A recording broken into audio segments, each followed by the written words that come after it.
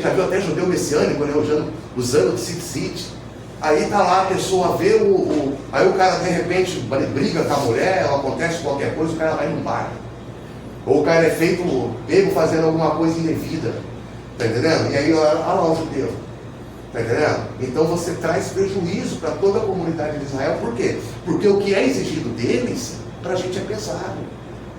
Não tem aquela música, tudo que quer de mim é pesado. É pesado, entendeu? Porque, cara, a gente está falando de uma nação sacerdotal.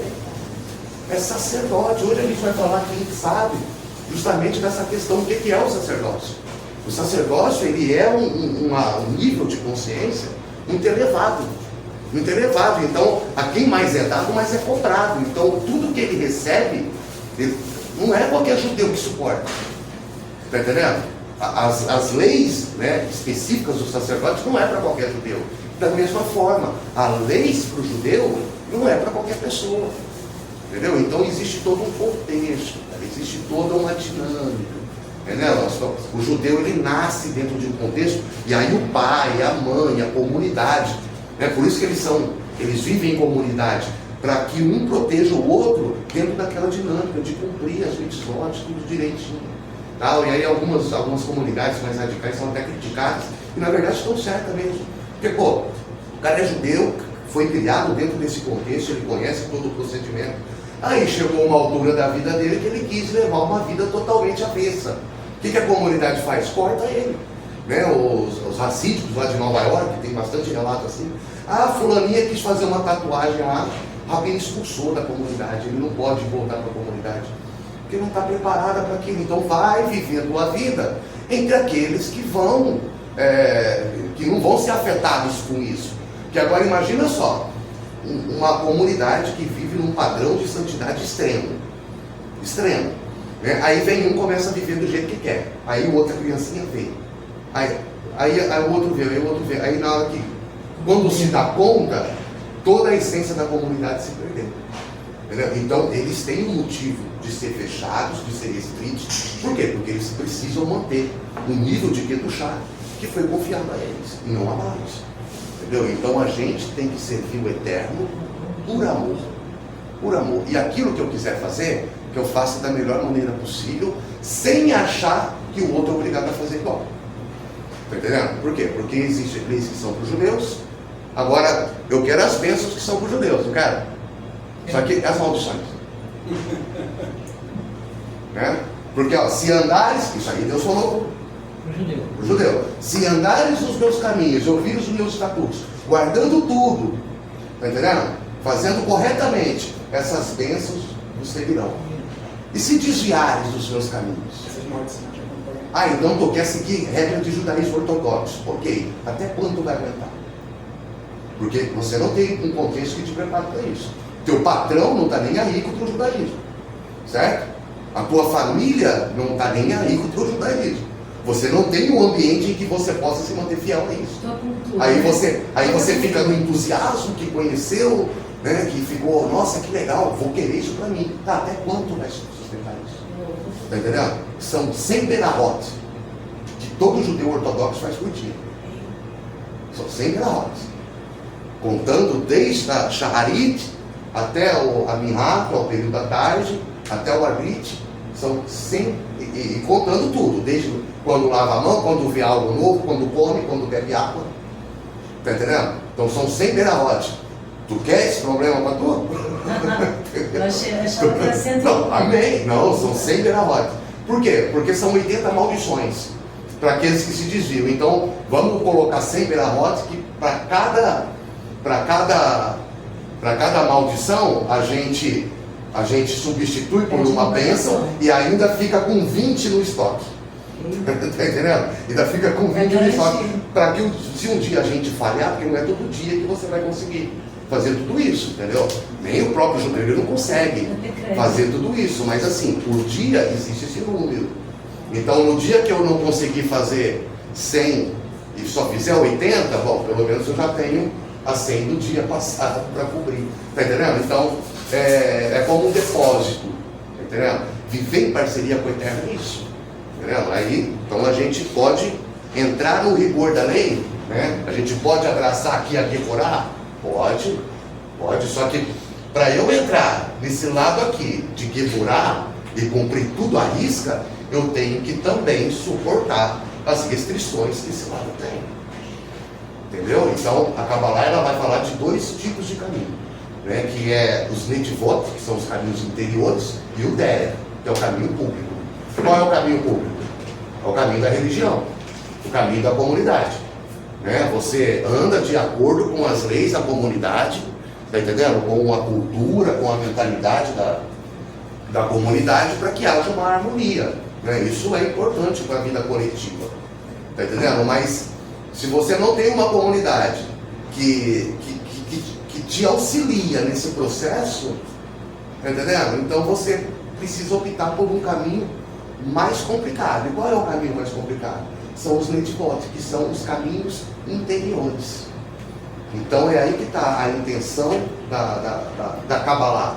É te mostrar que tudo isso que existe do lado de fora, na verdade, é só um reflexo daquilo que já existe por dentro. Então é aqui dentro que está a resposta, dentro do homem, dentro do ser. Então procura a resposta em você, e a partir do momento em que você encontrar a tua própria verdade, aí você vai ter o que compartilhar com o cristão seu total. Por isso que muitas vezes, como o Marcinho falou, né, às vezes a gente tenta se expressar e a gente não consegue ser compreendido. Mas por quê? Porque a gente está, às vezes, se expressando dentro do nosso nível de consciência. E para que o outro entenda, você tem que descer até o nível de consciência do outro, para falar de uma maneira que o outro entenda. Não é da maneira como você entende, porque você entende as coisas no nível de consciência superior. O outro não, o outro ele tem a sua vidinha, pô, fala de futebol, fala de jogo de bola, fala de política, a mente dele está apegada a coisas triviais. Então você precisa descer até esse nível de consciência, se comunicar com essa pessoa de maneira que o outro, aí ele vai entender. Aí ele vai entender, você está se comunicando com a linguagem dele. Não tem como um americano chegar, né, no Japão e ir lá onde ninguém sabe inglês e ficar falando inglês. Ninguém vai entender o que ele está falando. Ele vai ser ignorado. Está entendendo? Agora, quando ele aprende o idioma, aí ele está falando a linguagem que aquele povo entende. Aí ele vai conseguir. Entendeu? Então tudo é uma questão de, peraí, eu tenho algo de precioso para dar para essas pessoas. Como eu vou dar isso? De uma forma que eles possam receber. Imagina, você tem um saco de ouro. Um saco de ouro. Ouro é algo precioso, não é? Vai lá numa tribo da África e dá esse saco de ouro para eles. O que eles vão tentar fazer? Comer o ouro. Para eles não tem valor nenhum, porque não tem sabor, não. Está entendendo? Então não vai ter valor. Então o que você quer dar algo valioso para ele? Pega o ouro e compra carne, compra comida, compra alimento. Aí aquilo para eles é valioso. O ouro em si, eles vão. Lá tem quem compra ouro no meio de uma tribo? Entendeu? Então é a questão de saber converter o valor, fazer esse câmbio. É o que os cabalistas fazem. Eles pegam um conhecimento altamente sublime, e aí eles pegam esse conhecimento e eles convertem numa linguagem que possa ser compreendida. Foi assim que a Torá foi escrita. Tá entendendo? E é o que eles chamam de linguagem dos ramos.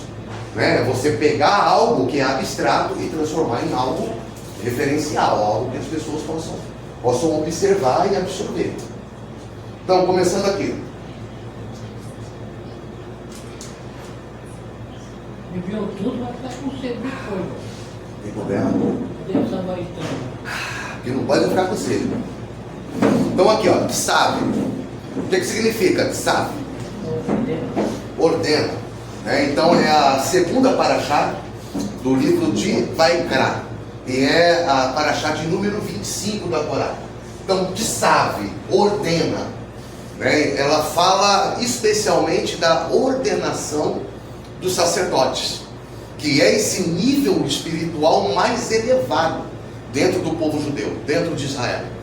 Tanto que se eu colocar aqui, ó, vou colocar só como exemplo aqui, um men e um re. Qual é a palavra que eu tenho aqui? Mitzvah. Mitzvah. O men e o re tem um valor de 45. 45 é o mesmo valor numérico da palavra Adam. Então, o que é tzav? São as mitzvot específicas aos sacerdotes. São ordenações que os sacerdotes têm. Então, o texto ele vai começar instruindo os sacerdotes a como se vestir, né, a colocar as roupas e a proceder nos sacrifícios. Então, qual é o conjunto de ordens, né, onde cabem, né, essas ordenanças de sacrifícios? Se chama Kehuná. Kehuná, que é traduzido aqui o sacerdócio.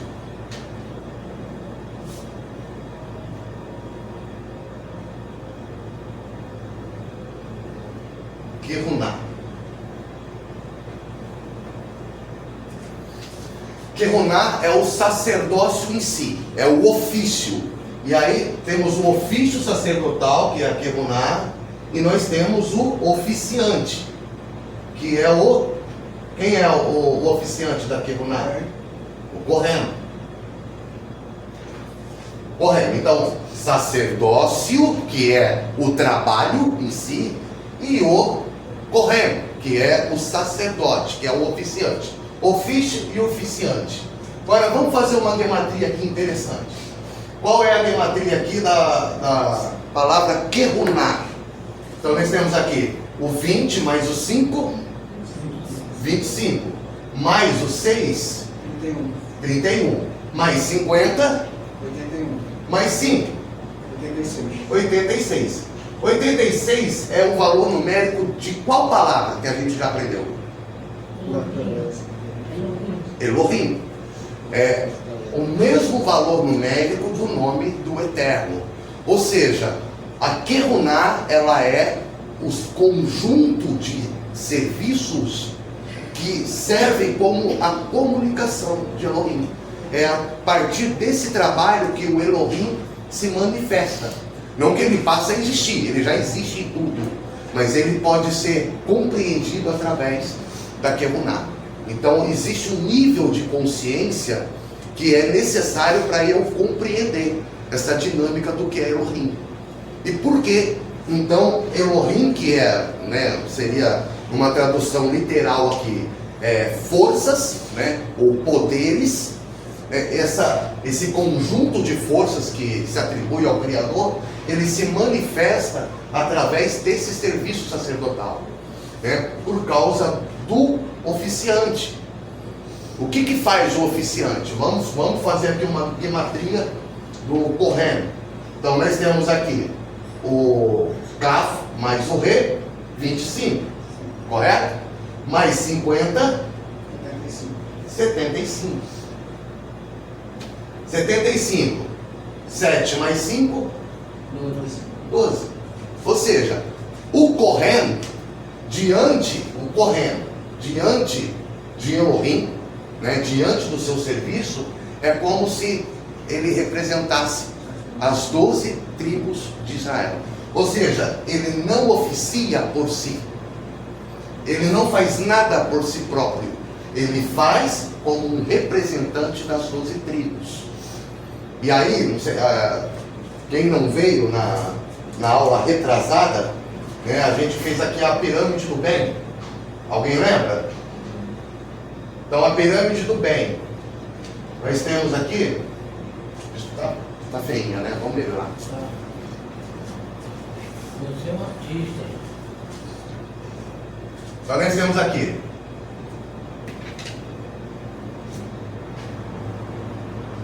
a pirâmide do bem. E essa pirâmide do bem, ela é composta de quatro níveis. São quantas as nações da Terra? Não os países hoje, mas as nações originárias, conforme a tradição da Torá. São 70 nações. Dentro dessas 70 nações, entre essas 70 nações, Deus escolhe uma nação para ser a referência sacerdotal do mundo. Qual é essa nação? É Israel. Israel é composto de quantas tribos? 12 tribos. Então nós temos 70 povos mais 12 tribos. Então Israel ele é a referência sacerdotal entre as nações, correto? Então tudo que é posto, o conjunto de leis que são de Israel, são bem mais pesadas. Então aqui nós temos 7 leis, aqui nós temos 10, aqui nós temos 66, né, ramificações, aqui são 613. Então você vê que a coisa ela é mais complicada. E das 12 tribos de Israel, Deus escolheu uma tribo como tribo sacerdotal, né? E qual é essa tribo sacerdotal? Levi. Levi é a referência, assim como Israel é a referência sacerdotal entre os povos, Levi, ele é a referência sacerdotal dentro de Israel. Então você vê que mesmo Israel como nação sacerdotal, ele não está isento de também estar sujeito a uma referência maior. Está entendendo? Então existe a tribo de Levi. A tribo de Levi é composta de 3 casas. Porque Levi teve 3 filhos. Teve Querate, Gershom e Merari. Então a tribo de Levi é composta de 3 casas sacerdotais. Tá? Dessas casas sacerdotais, né, Querate, Gershom e Merari. De Querate, Deus escolheu um descendente, que é quem? Quem é o sumo sacerdote? Aarão. Então nós temos as 70 nações, que tem como referência máxima Israel, as 12 tribos de Israel, que por sua vez tem como referência sacerdotal a tribo de Levi, composta de 3 casas, que por sua vez tem como cume sacerdotal o sumo sacerdote Aarão. Então você vê que a coisa ela vai se refinando, e Aarão ele ainda está no topo do ofício sacerdotal. Quem mais está acima dele? Só o Eterno. Só o Eterno. Está entendendo? E a Só o soma Eterno. da gematria, né? E aí a gente faz a soma: 70 nações mais 12 tribos, 82. mais 3 casas, 85. mais Aarão, 86. 86. Que é Elohim. Está entendendo? Então o que é Elohim? Elohim é toda a expressão divina no mundo. E o que é toda a expressão divina no mundo? É a vida em si. A vida é a maior expressão divina. Está entendendo? Tudo que a gente faz de errado e que a gente faz de certo, tudo isso está sob o controle do Eterno. Porque Elohim tem o mesmo valor numérico também da palavra Hatevá, que é natureza. Então o Eterno, ele age e ele se expressa através da própria natureza. E essa natureza, ela vai se condicionando de retorno ao ponto de origem de tudo. Porque ele é o Criador. Está entendendo? Então o que é o sacerdócio? É a maneira da natureza, do mundo, dos povos retornarem ao seu ponto de origem, que é o topo da pirâmide. E esse ponto aqui, os cabalistas chamam de ponto no coração. Está entendendo? E eu posso usar esse mesmo modelo para dentro de qualquer coisa que siga um processo gradativo. Por exemplo, qual é o nível de desejo mais básico? É o nível mineral, né? O que é um mineral? Ele só quer existir, comer, beber, dormir. Não é isso? Uma pessoa que não quer nada da vida, ela precisa pelo menos comer, beber e dormir. É o nível mineral. Você não se expressa para fora de si. Você só pensa na sua própria existência. Está entendendo? Você não quer uma geração para além de você. Você não quer um filho. Você não quer uma mulher. Você só quer manter a sua vida como indivíduo. Esse é o nível mineral, que não se expande. Tá? Então é o nível mineral. Nível de consciência mineral. Só que existe um nível para cima do mineral. Qual é o nível superior ao mineral? É o vegetal. Por quê? Porque o vegetal, ele dá frutos. Está entendendo? Dá frutos. Então ele já quer reproduzir. Ele já não pensa só em si. Porque o fruto do mineral, ele também alimenta outras formas de vida. Então ele já entende a necessidade de se relacionar com outras formas para poder também subsistir. Entendeu? Então através da semente do mineral, do vegetal, nasce um outro vegetal. E assim ele precisa que a semente seja transportada. Não é isso? Então ele precisa já dessa ideia de manter relacionamentos. E aí acima do mineral, quem come o vegetal? Animal. É o animal. O animal ele já tem, ele já retificou o seu desejo de existir, ele come, bebe e dorme, e ele também procria, se reproduz, e ele também faz o quê? Qual é a diferença? O que coloca o animal acima do... Raciocínio, Pensamento. pensar, Intelecto. Não, ainda não. Na Olha. verdade seria a alimentação dele.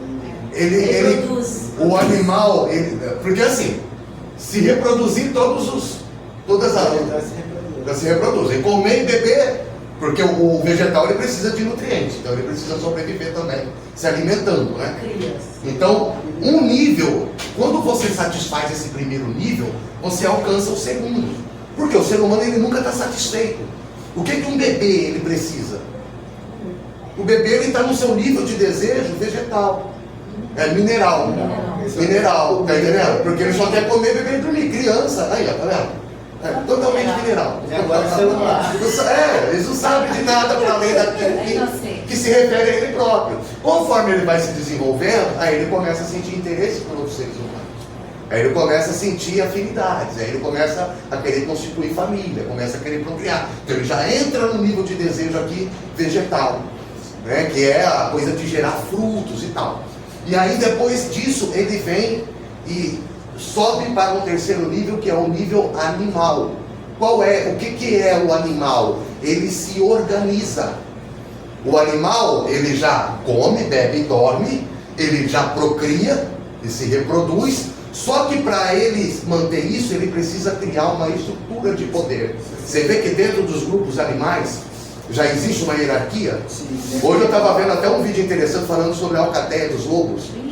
Geralmente a gente acha que os mais fortes vão na frente, na verdade não, são os mais fracos. Eles colocam os mais fracos na frente. Para quê? Porque já são idosos, são os idosos, né? Os mais velhos. Então, para que eles não fiquem para trás e eles andam mais lento, então como eles estão na frente, eles também vão ditando o ritmo da marcha dos que vão atrás. E aí eles colocam um grupo de 3 para proteger as fêmeas e os filhotes, e atrás das fêmeas e os filhotes mais um outro grupo também de machos mais fortes, e lá atrás, no último, está o líder do bando. Está o líder do bando. Por quê? Porque como ele é o líder, ele precisa estar numa situação em que ele veja todos os outros. Que é ele quem vai ditar, ó, isso vai para cá, vai para lá. Ou seja, os velhos vão andando na frente para que não sejam deixados para trás. Se eles estão mais lentos, todo o bando vai mais lento. Está entendendo? Só que na hora de um ataque, quem é que está mais vulnerável? Os velhinhos. Que já não procriam mais. Tá vendo a matemática inteligente? Tipo assim, então como eu já cumpri a minha missão e agora eu passo a ser mais um peso para o bando do que propriamente alguém que vai defender ou procriar, então eu vou simplesmente me expor numa situação em que eu posso ser atingido primeiro e com isso os outros se salvam e continuam procriando. Então você vê que existe uma matemática, uma lógica dentro do mundo animal. Né? O gorila, por exemplo, ele é o macho alfa ali, então ele tem o domínio de todas as fêmeas e em qualquer bando animal é assim. Por quê? Porque se ele abre exceção para que outros machos também possam procriar, então ele vai começar a criar partidos rivais. Nós somos descendentes do Zé, a outra ali é descendente do João. Não, ali é todo mundo descendente do João. Está entendendo? Então não vai haver um conflito de tirar ele do trono. O conflito vem quando ele morre, aí os irmãos competem entre eles. Está entendendo? Mas vai sempre manter essa hierarquia. O leão também, da mesma forma, os animais. Então, eles têm essa capacidade de desenvolver um raciocínio de organização. Então, eles organizam seus bandos. Então, você vê que é uma coisa que o vegetal ele já não consegue fazer isso. Está entendendo? O mineral ele não consegue fazer isso. Então ele já está no nível de desejo superior. Então aqui fala de desejos vitais, né?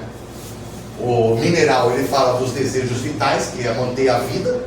O nível vegetal ele fala do desejo de procriação, de reprodução, né, onde está relacionado aqui com sexo, comida, sexo, e aqui poder. Poder, criar uma estrutura de poder, para que não somente o indivíduo possa sobreviver, e não somente ele possa procriar, mas para que aquele coletivo possa subsistir. Então você vê que eles já não pensam mais somente neles, eles já olham para o coletivo como um, porque eles já não pensam no indivíduo, eles já começam a se entender como espécie. Então eu preciso dar a minha vida para manter o meu grupo, está entendendo? Então é algo aí que já é um processo de evolução do desejo. E aqui entra no nível humano. Esse último nível aqui é um nível humano. E qual é a diferença do ser humano para todas as outras formas de vida? Está entendendo? O conhecimento. O ser humano, aqui abaixo do ser humano, todos são vulneráveis ao que a natureza oferece. O ser humano ele já tem esse poder de modificar a natureza. Um leão, por mais que tenha um castor, né, que ele pode mudar o fluxo de um rio, ele pode transformar o rio em represa. Então isso é um nível de inteligência animal que não é para qualquer um. Mas ele não consegue canalizar essa água de maneira que a água vá para todas as formas. Então ele vai lá e cria uma represa, está entendendo? Mas o processo de purificar a água, de canalizar a água, está entendendo? De construir, de modificar o meio ambiente em prol de um coletivo. Isso é humano.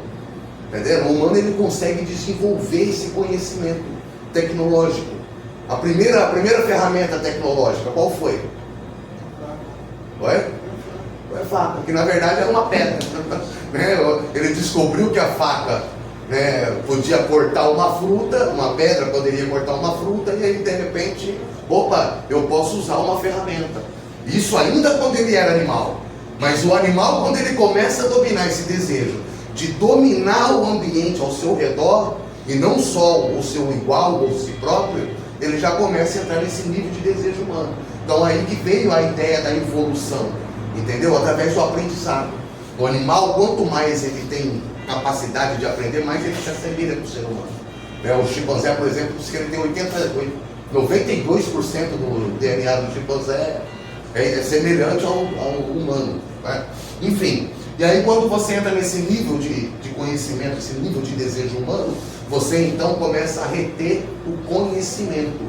E a partir daí é que surge o desejo pela espiritualidade, que é chamado ponto no coração. Por quê? Quem já viu Deus? Acho que ninguém. Mas então como que eu sei que Deus existe? Não é algo lógico. Não foi a pedra que me ensinou a existência de Deus. Está entendendo? Não foi o vegetal, não foi o animal. Está entendendo? Também não foi nenhum homem. Então Deus ele passou a ser sentido. E esse sentimento de que a minha vida tem um propósito para além de mim, isso já transcende a própria humanidade. Então a humanidade ela realmente só começou a se desenvolver espiritualmente através da sua espiritualidade, ou seja, através da sua percepção de que as coisas existem para um propósito maior e que tudo tem uma fonte comum. Então surgiu o conceito de divindade, algo, uma força que rege, né, uma força que rege essa ação da natureza. E aí veio, né, seriam muitos deuses, um deus para cada coisa, entendeu? Isso começou a ser indagado, mas ele foi sendo refinado. Assim como tudo dentro desse processo passou por um refinamento, essa percepção da divindade, esse desejo, né, de conhecer o Criador, ele também passou por esse refinamento. Então hoje nós temos o monoteísmo, nós temos a Torá, que é a revelação máxima, né, dessa divindade. Dentro da Torá a gente consegue refinar. Isso aqui fora da Torá tudo é imaginação, porque nada vai fazer realmente sentido. Entendeu? Então a Torá ela consegue dar essa percepção de que a minha vida realmente tem um propósito, para além daquilo que eu consigo, que o meu sentido consegue captar. Tá entendendo? Então ela me coloca em uma situação de ir além, aquilo que o Eduardo falou mais cedo. Tudo que é positivo é aquilo que te tira de uma posição de inércia e te coloca em algum movimento para frente, o que te faz transcender. Isso é positivo. Tá? Isso é movimento, é você, enfim, você usar a sua força vital para ir em busca de algo, né? Para além de si próprio. Isso é positivo. Agora, aquilo que te faz só interiorizar, não está tudo aqui dentro. Não, dane-se o outro. O que importa é o que está dentro de mim. Não, o que importa é o que eu sinto.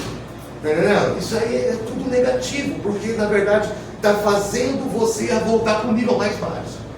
Que só pensa em si mesmo. Não, eu tenho consciência de tudo isso aqui, mas eu vivo aqui ainda, porque eu só penso em mim. No nível mais baixo da existência, que é do só pensar em si próprio. Está entendendo? Então a gente precisa compreender como funciona essa dinâmica. E Elohim, ele é simplesmente a consumação de tudo isso. É quando todas essas forças encontram o seu propósito. Por quê? Porque o homem, ele é o topo da evolução, não é?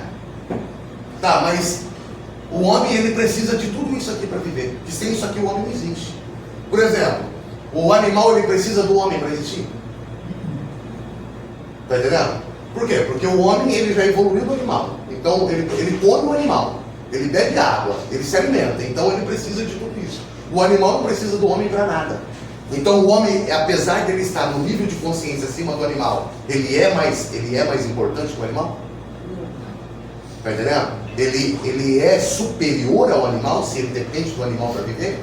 Da mesma forma, o vegetal, ele precisa do animal para existir? Ele precisa do homem para existir? Porque o vegetal, ele não se alimenta de animal nem de homem. Está entendendo? Então ele vai se alimentar dos nutrientes da própria terra. Não tem nenhum cadáver ali para ele sugar os nutrientes, ele simplesmente vai, a própria luz do sol e a própria terra vai fazer com que o vegetal possa existir. E o mineral, ele precisa do vegetal para existir? Então, o único que é realmente independente aqui, que não precisa do outro para existir, é o mineral. Está entendendo? Então, a água, por exemplo, ela não precisa que existam animais, que existam plantas ou que existam seres humanos. Ela existe por si só. Então, ela pode só pensar em si. Eu é que não. Eu é que não posso pensar como mineral. Está entendendo? Por quê? Porque eu dependo de tudo isso. Então, eu não posso existir por conta própria. Então, não faz sentido eu viver uma vida em que eu só penso em mim. Entendeu? Não tem lógica. E aí, vamos trabalhar aqui a gematria. Esse ponto aqui está bem claro, pessoal? O que é a consciência sacerdotal? Consciência sacerdotal é a percepção de que tudo converge para um ponto comum. E eu preciso respeitar o meu degrau nesse processo. Está entendendo? Eu não estou lá no topo ainda. Eu estou aqui. Então eu preciso fazer o melhor na condição em que eu estou. Então eu não consigo ser um Aharon, né? Não está longe de mim. Não consigo nem ser um judeu. Entendeu? Está longe da minha realidade. Então como que eu faço para ativar a minha consciência sacerdotal? Trabalhando o que há dentro de mim, com a consciência que me cabe. Porque todos nós temos um sacerdote interior. Que é esse sacerdote interior que vai te impulsionar para esses níveis assim. Assim como o sacerdócio dentro da casa de Israel, que é Levi, o impulsiona para uma conexão mais soberana com o Criador, acima do próprio Aharon tem Moshe. Está entendendo? Então ele já não é o topo, ele também precisa. E Moshe, ele mesmo, né, deixou claro o seguinte: sem o povo, ele também não tem valor nenhum. Está entendendo? Então não existe aqui um grau de importância. Não se trata aqui de quem é mais importante. Cada um é sumamente importante dentro da sua própria dinâmica, dentro do seu próprio espaço. Está entendendo? Então Israel também não tem nenhum valor sem as nações. Ele vai ser sacerdote do quê? Está entendendo? Então, na verdade, o mais importante é aquilo que engloba tudo, é aquilo que é a fonte de tudo, o propósito de tudo. Então, e qual é o propósito de tudo? Não é o Criador? Então, ele é importante. Tudo isso só tem a sua importância quando se dirige a ele. Está entendendo? Fora dele, tudo se dispersa. Então, esse é o conceito. Então, a gematria de Tzav é qual? 90. 90. E 200. Não. Desculpa, 200 não, perdão, é... 90. 50. 70. 6. 96. Esse é vago, eu tô Ai, confundindo com 40, o né? Vai? Aí ele não É, porque o TSAD é 90 e o VAV 6. E são 96. Aí tem até aquela história, né? Você desenha um 9 no chão, coloca um de cada lado, e aí você pergunta, isso é um 6 ou um 9? Mas não, na verdade não é que depende. Tipo assim, alguém está do lado errado. Tá entendendo? Alguém está do lado errado. Porque se. Como é que eu vou saber se é um 6 ou se é um 9? A partir da referência que eu tenho do lado. Você só está mostrando uma coisa.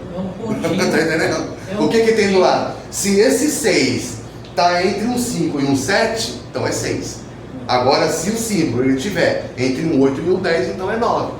Então as coisas não podem ser compreendidas só por elas. Eu preciso compreender o contexto em volta.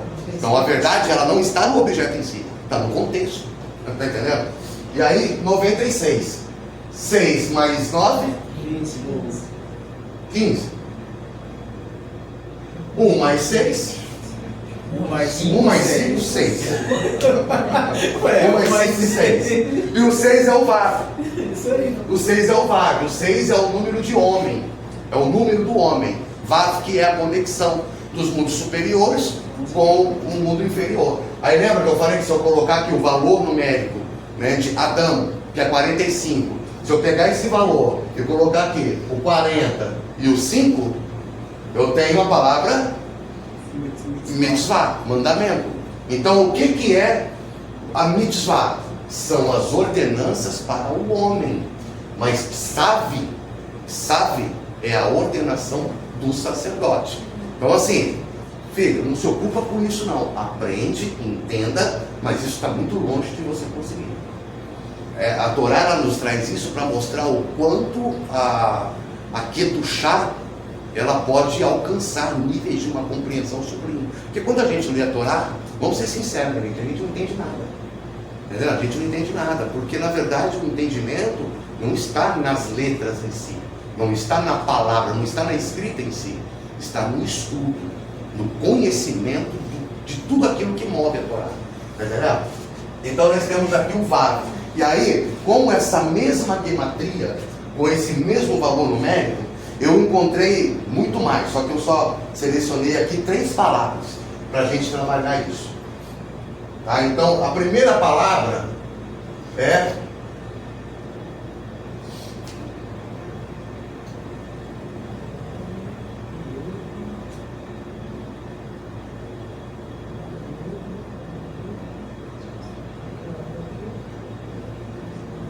alguém conseguiu ler? Essa palavra, a referência dela, alguém está com a Bíblia aí? A Torá pode ler para a gente, né? Por favor. Lá em Gênesis 3:7, a palavra aqui é Vaideu. Vaideu, ela está relacionada com Daat. Tá? Vaideu. O que diz Gênesis 3:7? Vaideu. Gênesis 3:7. E os olhos de ambos foram abertos, e souberam que estavam nus, e cozeram com ele, figueira, e fizeram para si cintos. Ok. E os olhos de ambos foram abertos e souberam que estavam nus. Então, se eu olhar esse verso no texto hebraico, eu vou ter essa palavra aqui. Vaideu. Souberam ou conheceram. Está entendendo? Está mais ligado, como está ligado aqui, uma tradução mais assertiva seria: e conheceram que estavam nus. Por quê? Essa raiz aqui, da ela é a raiz da palavra Daat, que é conhecimento. Então aqui, ó, e eles conheceram, e aqui isso aqui indica um plural. Então vai ter Então, e conheceram, está falando de quê? Sabe que é ordenança, você vai cumprir o que você não sabe? Você vai fazer alguma coisa que você não sabe como faz? Está entendendo? Então não faz. Então, primeiro, antes de uma ação, é necessário o conhecimento. Então, o conhecer daquilo, o porquê, qual é o propósito disso, qual é a função disso. Ah, mas a Torá lá, quando foi entregue, os judeus disseram, faremos e ouviremos. Não é isso? Faremos e ouviremos. Ou seja, primeiro eles vão fazer, para depois entender. Então, como é que você está falando que eu preciso primeiro conhecer para depois fazer? Primeiro ponto, para fazer direito. Tá? Os judeus, aqueles judeus, eles estavam sob a liderança de quem? Moshe. Está entendendo? Então, o que eles fizessem ali, que Moshe dissesse, ó, faz assim, eles não precisavam entender. Está entendendo? Por quê? Porque eles estavam sob a liderança de Moshe. E Moshe estava sob influência direta do Criador. Só que a partir daquilo, a tradução ela foi se desenvolvendo, foi aumentando. Está entendendo? E aí vem um rabino com uma opinião, e vem outro rabino com outra opinião. E aí e são várias opiniões dentro do mesmo texto. Então você primeiro precisa conhecer qual é a sua linhagem de ensino. Ah, eu gosto de estudar dentro da linha Rabat. Então você vai conhecer o modo que o Rabat faz aquilo. Ah, eu gosto de estudar dentro da tradição dos Sefaradita. Ou eu gosto de estudar dentro da tradução dos Marrocai. Ah não, mas eu gosto da tradição da tradição dos Breslav. Eu mesmo gosto muito dos Breslav, acho barato. Tá entendendo? Então você vai cumprir aquela dinâmica dentro da cultura que você está adequado. Não tem um sefaradita cumprindo regra igual o askenazita. Tá entendendo? E como que eu vou escolher qual é a minha linhagem? Se você é de descendência judaica, você precisa saber qual era a linhagem dos seus descendentes. Por exemplo, a minha linhagem aqui, ela é lá de Portugal. Portugal, Espanha, dos judeus que vieram para cá. Quando isso aconteceu, qual dessas ramificações vieram para cá? Os sefaraditas. Tá entendendo? Então eu vou estudar a minha percepção dentro do conhecimento sefaradita. E quando eu for aplicar alguma coisa, eu vou aplicar dentro daquela tradição. Para quê? Para honrar os meus ancestrais. Para reproduzir a tradição dos meus ancestrais. Isso é um resgate. Está entendendo? Os meus ancestrais, eles trabalhavam, estudavam dentro dessa linha, então eu vou cumprir com aquilo que os meus ancestrais cumpriam. Isso é resgatar a memória deles. Porque muitos dos que vieram para cá são chamados aqueles cristãos novos, que eram judeus forçados. Então são judeus que precisaram abrir mão do judaísmo para existir. E aí tem uns caras que criticam, né? Eles negaram a fé. Tá, mas se eles não negam, tudo existe. Está entendendo? Então eles tiveram que abrir mão da sua crença, da sua religião, para poder botar você no mundo. Está entendendo? E aí você tem essa obrigação com os seus ancestrais, de entender qual era a forma como eles serviam o Eterno e reproduzir isso. Não é como você acha mais legal. Não é assim, o judaísmo não funciona assim, é uma ordem. Está entendendo? Então se eu sou de descendência sefaradita, eu quero cumprir a Torá, eu quero me converter ao judaísmo, eu quero fazer tudo direitinho, ok, mas o que eu faça dentro daquela linhagem que o Eterno me colocou. Que eu faça isso em honra ao Eterno, mas também em honra aos meus ancestrais, que por causa da sua fé foram perseguidos e tiveram que perder isso. Então olha só, isso é um ticum que vai afetar até os meus ancestrais. Está entendendo? É uma forma que eu tenho de elevar inclusive a alma deles. Então essa é a dinâmica do processo. Então conhecer, antes de fazer, conheça. A gente vê até pessoas de pele negra, né, fazendo a coisa conforme o Rabat. Mas o Rabat é tudo do leste europeu, tudo loiro. Então ok, ninguém está falando o que é errado, o que é certo, mas peraí, eu sou adulcinho, mas eu observo o Rabat. Mas tem pele escura. Então se você é descendente de judeu, faça de acordo com os seus ancestrais, porque judaísmo é tradição. Eles seriam baraítas, não é isso? Os judeus da África são os baraítas, né? Isso que eles são descendentes de Salomão. Tem os judeus do Leme e tem os judeus da Etiópia. Da Etiópia.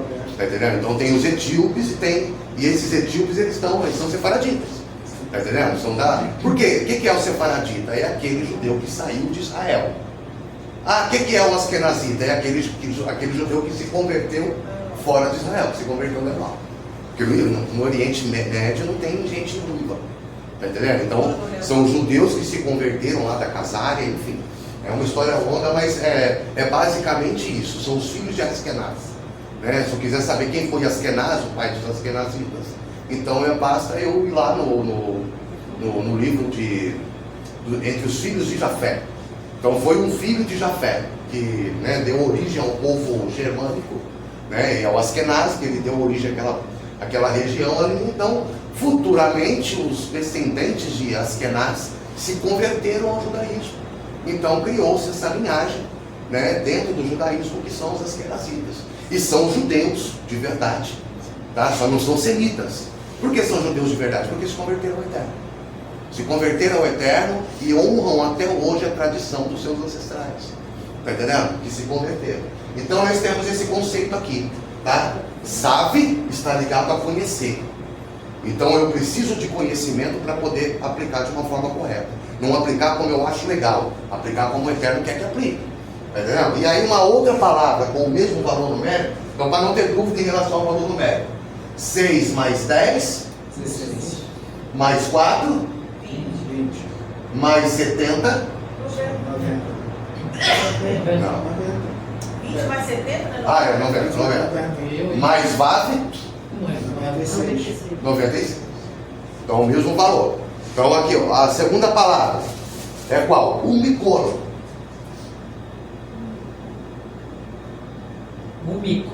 Umicoro.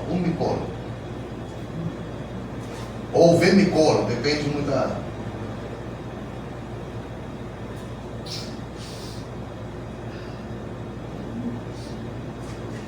Umicoro, que significa lá, lê pra gente, José, da Gênesis 3,14.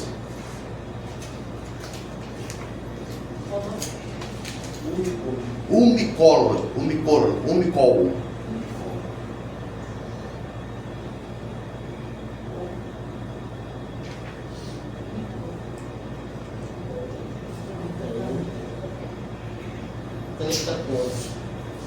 O Eterno Deus disse à serpente: por que fizeste isso? Mal és tu, mais que todo animal e mais que todo animal do campo. Sobre teu ventre andarás e pó comerás todos os dias da tua vida. Lê de novo. E o Eterno Deus disse à serpente: por que fizeste isso? Maldito és tu, mais que todo animal. Mais que todas. A palavra hebraica aí é umicoro, de tudo. Então, em qualquer contexto que você colocar, dentro desse contexto está de todas, tá? Mas a palavra é de tudo. Então, conhecer de tudo. Mas como assim conhecer de tudo? Foi falado aqui mais cedo pelo Eduardo, que a ideia, né, do autoconhecimento é que faz com que eu compreenda a dinâmica do Criador. Como o Criador se manifesta no mundo, não é através de mim. Então, quanto mais eu me alio ao padrão que o Criador requer de mim, mais eu reproduzo ações que são condizentes com o caráter do Criador. Como fazer a coisa de acordo com o caráter do Criador? Dentro da lei, dentro da Torá. São os mandamentos. Está entendendo? Só que existe no judaísmo, o próprio Rambam, ele fala disso, estude 1 hora de Torá, no mínimo, todo dia. Só que também estude 1 hora de qualquer outra ciência, de qualquer outro estudo. Está entendendo? Porque busque o autoconhecimento. Busque, não é o autoconhecimento só de si próprio, mas o autoconhecimento do que você é no mundo. Está entendendo? E como que eu compreendo o que eu sou no mundo? Conhecendo o mundo, como o mundo funciona. Está entendendo? Então, a minha participação no mundo depende de uma consciência do que é o mundo. Eu preciso saber com o que eu estou lidando. Preciso saber como as coisas funcionam. Conhecer os estudos, conhecer a ciência. Por exemplo, agora eu acho que a gente pode falar abertamente disso, né? Mas teve uma época que ficou com aquela bipolaridade política. Lembra? Que o da esquerda odiava o da direita odiava o da esquerda. Graças a Deus isso parou. Por quê? Porque as pessoas não queriam dialogar. Elas queriam defender o seu partido. Essa semana mesmo eu estava falando no trabalho. Cara, as pessoas não entendem como funciona a política. Por quê? Eu sou um cara de pensamento mais de esquerda. Tá entendendo? Sempre fui. Mas por quê? Porque eu sou pobre. Eu não posso ser de direita porque eu não tenho capital. Mas eu gostaria de ser de direita. Entendeu? Eu gostaria de ser capitalista. Tá entendendo? Eu gostaria de ser conservador. Mas se eu fosse conservador, eu estava na igreja até hoje. Tá entendendo? Porque eu ia conservar aqueles padrões. Então foi essa ideia de estar sempre rompendo com os padrões, e isso me categoriza como uma pessoa mais de esquerda. Mas eu tenho muita simpatia pelo pensamento de direita. Por quê? Porque eu sou de esquerda em relação a todos que estão acima de mim. Só que eu sou de direita em relação a todos que estão abaixo. Então, os meus filhos lá em casa, eu sou o quê? Eu sou o provedor. E qual é o lado que provê? Qual é o lado do provedor? É o direito. Está entendendo? Então, em relação aos que recebem de mim, eu sou de direita. Eu sou de direita em relação aos meus filhos. Está entendendo? Eu dito a regra para eles, eles têm que se impor essa regra. Está entendendo? Eles têm que se sujeitar à minha regra. Se bem que hoje, infelizmente, eu não consigo mais. Mas né, o ideal é isso. Né? Que se eu tenho uma empresa, se eu tenho uma loja, por menor que seja, está entendendo? Aqueles que estão subordinados a mim, para essas pessoas eu sou de direita, porque eu sou provedor. A mão direita é que provê. Então, para entender política, eu preciso também entender de Kabbalah. Porque isso rege o mundo. Não tem como se conectar direita e esquerda da Kabbalah com direita e esquerda da política. Está entendendo? Só que em relação aos que estão abaixo de mim, eu sou de esquerda, porque eu recebo. Eu sou receptor. Está entendendo? Então, quando a pessoa ela adota um pensamento de política mais de esquerda, ela tem na sua mentalidade o quê? Adotar um pensamento, uma ideologia política que beneficie mais os receptores. Não é isso? Que beneficie os pobres, os trabalhadores, aqueles que estão na classe que recebe das elites. E quando a pessoa ela tem um pensamento mais de direita, ela vai sempre buscar o benefício dos empresários. Porque o empresário ele também tem que prosperar para gerar emprego. Então não está errado ser de direita ou ser de esquerda. O que eu não posso é assumir isso como bandeira de algo que eu tenho que ser pro resto da vida. Está entendendo? Não, peraí. O Brasil está numa fase que ele está prosperando. O Brasil está ótimo economicamente falando. As empresas estão ganhando dinheiro, tem muito investidor, o PIB está bom, está entendendo? A renda per capita está ótima. Então eu preciso adotar nesse momento um pensamento de esquerda. Por quê? Para buscar direito para aqueles que estão à margem desse progresso. Então o Brasil está bem economicamente falando, tem investimento. Então agora vamos olhar para aqueles mais pobres, para as pessoas mais pobres. Então para isso eu vou adotar certos pensamentos de esquerda, que vão beneficiar aqueles mais carentes. Mas o Brasil está precisando de dinheiro, o Brasil está pobre, o Brasil está ruim. Então o que eu tenho que fazer? Eu tenho que adotar um pensamento de direita. Por quê? Porque eu preciso atrair investimentos. Entendeu? Então a gente tem que aprender a transitar nesse meio. Para quê? Porque a nossa busca é a busca do equilíbrio. Então nesse momento do Brasil, o Brasil precisa de um governo de esquerda.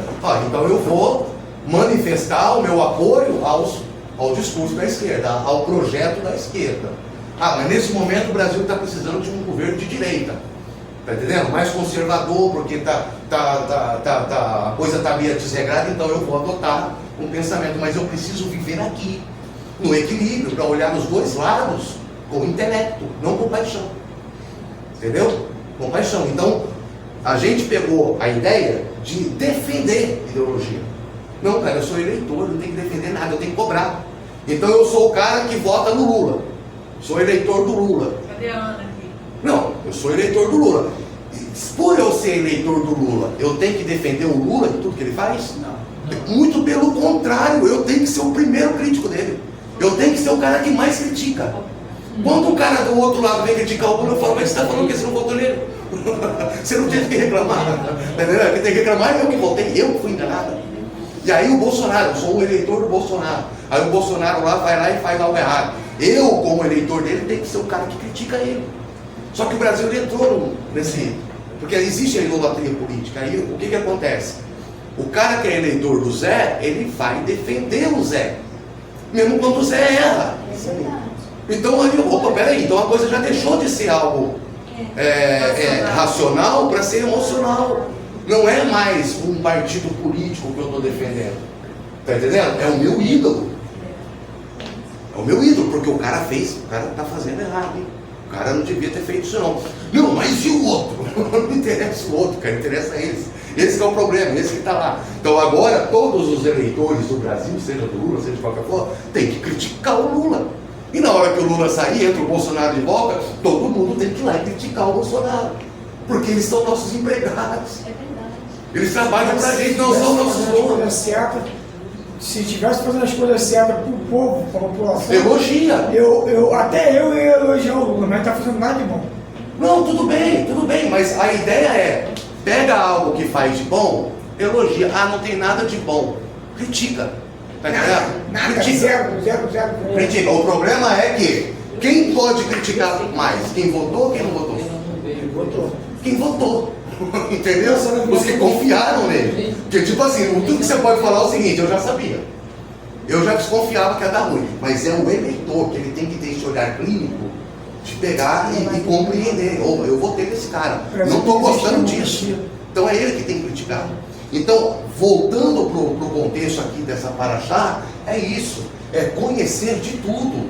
Não ficar somente alienado àquilo que eu acredito que são os meus valores. Não tenta compreender o valor do outro também. Por mais que seja uma ideia que está contra a minha, de repente, se eu der atenção, eu posso até adotar a forma de pensamento do outro e parar de pensar como eu penso. Qual é o nome disso? Aprendizado. Aprendizado. Né? A gente acreditava num monte de coisa que hoje não acredita mais. Só que a gente só foi aprender a se livrar dessas crenças impostas quando a gente falou para ouvir o outro lado. Tá entendendo? Enquanto você não quer aprender do outro, e você acha que você só tem que ensinar, você não vai aprender nada. E também não vai ensinar nada, porque você vai querer a barriga do outro. Tá entendendo? Então é conhecer de tudo. E aí a última palavra para fechar. Baaderá. Qual a gematria dessa desse segundo? A mesma gematria. Aqui ó. 6 mais 40. Vai ser 6. Mais 20. 66. Mais 30. 96. 96. A mesma gematria de Psara.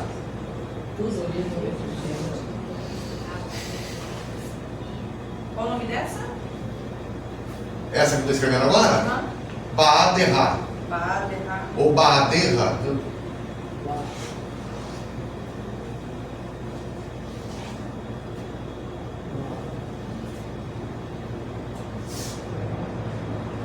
Baaderra. Aí lê pra gente lá o Gênesis 20, verso 7. E é claro, traduções, quando a gente fala de tradução, a gente não está falando de precisão, tá? Ele está falando de interpretação do tradutor. Então ele vai contextualizar, tá? Mas o sentido é esse aí mesmo. Olha, 27. E agora devolve a mulher desse homem, que é um profeta, e fará oração por ti e viverás. E se não a devolveres, saibas que morrerás, tu e tudo que for de ti. Exato. Então ela termina com essa palavra aqui, de ti, ou por ti, que é Baaderra. Só que é o seguinte, Baaderra, o beit, ele é uma preposição. É uma preposição. Então a tradução, né, no seu sentido mais pleno, é em você. Em você. Não é por você, depende do contexto. Tá entendendo? Ele fará a oração por ti. É o que está falando ali. Tá entendendo? Na verdade a tradução seria: ele fará a oração em ti. Tá entendendo? Ou seja, orar na intenção de te ajudar com essa oração. Vai orar em você. Ou seja, Baaderra, em você.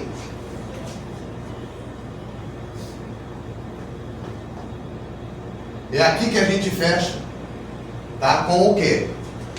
Conhecer de tudo em você. Isso é sábio. Essa é a ordenança que o Eterno deu aos sacerdotes, mas que através da Torá ele tem dado para nós. Buscar o autoconhecimento em você. E aí está dizendo o seguinte aqui: o autoconhecimento consiste em adquirir o máximo de conhecimento possível, desprovido de preconceitos e prévias concepções. Então, isso é autoconhecimento. Essa ideia me desagrada, não gosto desse assunto. Esse é o assunto mais importante para você aprender. Os assuntos que você não gosta. Está entendendo?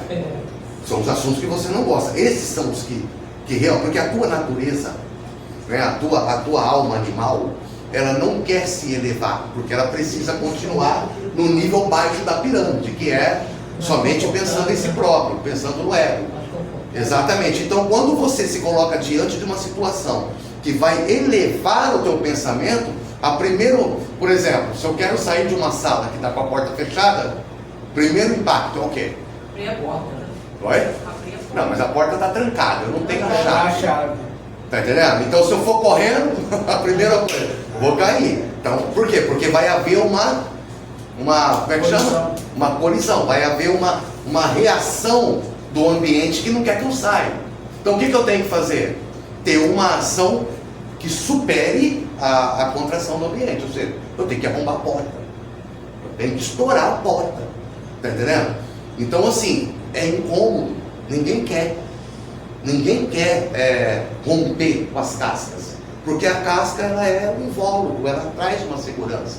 Quando você tira o bebezinho do ventre, o que você vai para o bebezinho ficar quietinho? Primeira coisa que as mães fazem é o quê? Enrolar ele. Aí ele fica lá piraninho. Por quê? Porque isso vai fazer com que ele se lembre do seu estado de feto, quando ele estava lá, enroladinho, casulinho, aí fica quietinho. Então essa coisa que nos aprisiona traz o senso de proteção. Só que na verdade é o quê? Eu estou mobilizado. Então eu me sinto seguro pelo quê? Pela inatividade. Então a ideia da evolução espiritual é o quê? Não buscar se sentir seguro. Está entendendo? Porque se eu me sinto seguro, eu não me movo. Então vai com medo mesmo. Está entendendo? Vai com medo mesmo. Se é uma ação que você entende que é para o teu benefício, que é para e não vai fazer mal para ninguém, então você faz. Você faz isso, vai em busca, tá entendendo? Daquilo que é evolução. Ninguém evolui parado. A evolução é um processo de um movimento, tá entendendo? Então eu preciso conhecer de tudo em mim e saber como esse conhecimento pode ser processado e aplicado por mim. Isso é ativar a minha consciência sacerdotal. Saber que todas as minhas ações e reações vão afetar o mundo ao meu redor. Agora, como vão afetar? Isso depende da forma como eu vou processar isso. Depende da forma como eu vou agir. Se eu for agir dentro de Tsav, dentro da ordenança do Eterno, eu vou agir de maneira que o caráter do Eterno será revelado através da minha ação. Está entendendo? Então, a ideia é: conheça o Criador conhecendo a ti mesmo. Mas como eu conheço a mim mesmo? Se espelhando no outro, porque o outro é um reflexo nosso. Então o Criador ele tem a chave, tá entendendo? Ele tem a chave para que a gente quebre essas cascas do ego. Só que não é uma coisa confortável de se fazer. Ninguém quer romper com ela, porque todo mundo quer estar certo. Todo mundo quer estar no controle o tempo todo. Todo mundo quer o tempo todo estar no controle. Ontem eu assisti um filme de Abraão, e assim, a gente lê o texto e a gente sabe que filmes são adaptações, não são fiéis. Só que, assim, você vendo, você visualizando a história, né, dentro de um contexto histórico mais fiel, sabe o que é você sair da tua terra, pegar tudo que você tem e levar aquele povo para o deserto, aquele vento, aquele sol escaldante do deserto, com gente morrendo, bicho morrendo de fome. E tu chega no lugar, olha que bonito, aí chega um povo lá, tu não pode ficar aqui não. Aí pega aquele monte de gente e vai sem rumo, tá entendendo? E aí mostrando assim aquelas cenas de, caraca, o cara tinha tudo lá, né? Tinha tudo, era um príncipe lá. E agora ele é um andarilho no deserto com um monte de gente sem rumo nenhum, sem saber para onde ir. Aí vai lá para os Carvalhais de Mari, aí é expulso de lá, não pode ficar. Aí desce, aí fica na terra de Canaã, os bichos começam a morrer de fome, as crianças a morrer de fome. E aí ele é líder, pô, tirei esse povo lá de uma zona de conforto, e agora eu vou para onde esse povo? Estou sabendo que tem comida no Egito. Hein? Aí desce aquela campada de gente do Egito. Aí chega lá na entrada do Egito, tá, não pode entrar aqui não, pode voltar. Aí vem lá, olha aquela mulher, a mulher dele, não, pode entrar, mas deixa a mulher. Tá entendendo?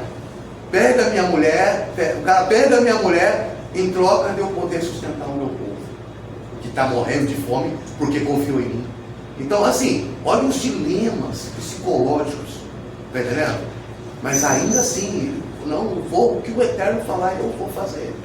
Eu vou fazer e não importa o que vai custar. Aí quando vem a ideia de sacrificar Isaac, né, ele acabou de mandar o filho embora. Acabou de mandar Ismael embora, o primeiro filho dele. Né, ele sempre sonhou em ser pai. Aí manda Ismael embora, não sabe onde o menino está. Aí vem Deus e fala, agora vai lá e mata o teu filho Isaac. Está entendendo? Então assim, são dilemas. Por isso que os sábios dizem que ele passou por 10 provas. E não foram provas que qualquer pessoa passa. Entendeu? Então depende assim, as pessoas olharem para você. Sabe, tua mulher olhando para você, cara, olha o que você fez comigo. Olha o que você está fazendo com a tua família. Olha o que você está fazendo com essas pessoas. E aí vem aquele remorso, aquela insegurança. Mas e aí, eu confio nos meus olhos ou eu confio na voz que vem na minha cabeça? Está entendendo? O que hoje em dia seria diagnosticado como esquizofrenia. Olha só, eu estou indo numa aventura aqui, estou levando esse monte de gente comigo, quem está pagando o preço é eles. Então assim, são dilemas que a gente enfrenta todo dia no nosso serviço ao Eterno. Só que a gente só vai conseguir oferecer o serviço completo quando eu não tiver mais o comando. Quando o resultado da ação não for um benefício pessoal para mim. Até hoje eu não consigo entender, porque assim, a Samanta, a gente estava comentando, hein, cara, estava comentando com ela. Cara, a gente estava na favela, a gente morou na favela, né, graças a Deus por isso. Aí começamos a estudar a Torá e falamos, vamos dar a nossa vida em torno disso. Está entendendo? Vamos dedicar a nossa vida a compreender isso. Em 6 meses essa vida mudou. Financeiramente. Fiquei rico, não, continuo pobre. Continuo pobre. Está entendendo? Só que um pobre que não paga mais aluguel, não tá bom? Paga o pago, só que não, mas assim, o Eterno ele vai te levando por situações e lugares que o progresso ele já se torna uma coisa visível. Tá entendendo? É visível, é perceptível. Não se trata de você ficar rico. Tá entendendo? Você não vai ser rico, você não vai se tornar um sábio, mas você vai se tornar uma pessoa muito melhor do que era ontem. E vocês acham que eu sou ruim hoje? Sou, mas já fui muito pior. Isso é o que importa. Entendeu? Já fui pior que isso. Tá entendendo? E assim, a ideia é, são os degraus, né? Eu não confio em mim. Eu não confio em nada. Eu não confio em ninguém. Mas eu confio no Eterno. E se o Eterno falar, confie no seu Érico, eu vou confiar no seu Érico. Tá vendo? Se o Eterno falar, confie no Marcílio, eu vou confiar no Marcílio. Porque eu confio no Eterno. E o Eterno me diz o seguinte, confie nas pessoas que se juntam em torno de você para falar de Torá. Porque todo aquele que busca Torá é confiável. Todo aquele que busca Torá tem coração sincero. Hoje a gente sabe que nem todos. Está entendendo? Só que esses a gente precisa se preocupar. Esses fizeram algum prejuízo? Não. A queda foi deles próprios. Então, já nem tem a no nosso meio, já não faz parte do nosso meio. Então assim, é o Eterno que cuida de cada um. Então se a gente não tiver esse senso aqui dentro, se eu não conseguir me entender como coletivo dentro da comunidade, eu vou entender o que é o coletivo no mundo. Se eu não consigo compreender o Eduardo que está dando um estudo aqui, eu vou compreender qualquer outra coisa no mundo? Se aquilo que o Eterno preparou para mim, eu não estou conseguindo absorver. Eu não estou dando atenção àquilo que o Eterno quer para mim. E aí eu quero que o Eterno me dê benefício. Está entendendo? Então assim, o que é o Eterno na verdade? Ele é alguém em cima que fica olhando para ver? Não. Ele é simplesmente propósito e resultado. Você tem um propósito? Ok, vai fazer o seu propósito. O seu propósito vai te dar um resultado. Entendeu? O Eterno ele se manifesta através disso tudo. Plantio e colheita. Ação e reação. Causa e efeito. Tá? Não é um velho barbudo que fica lá. Tá entendendo? É a tua própria vida em movimento em busca de um desenvolvimento. Se você busca esse desenvolvimento, você vai se desenvolver. Não tem como, é o sentido natural da coisa. Se você tem humildade para ouvir o que é diferente da tua opinião, você vai aprender. Mas se você não tem, aí paciência. Isso é o que é chamado céu e inferno.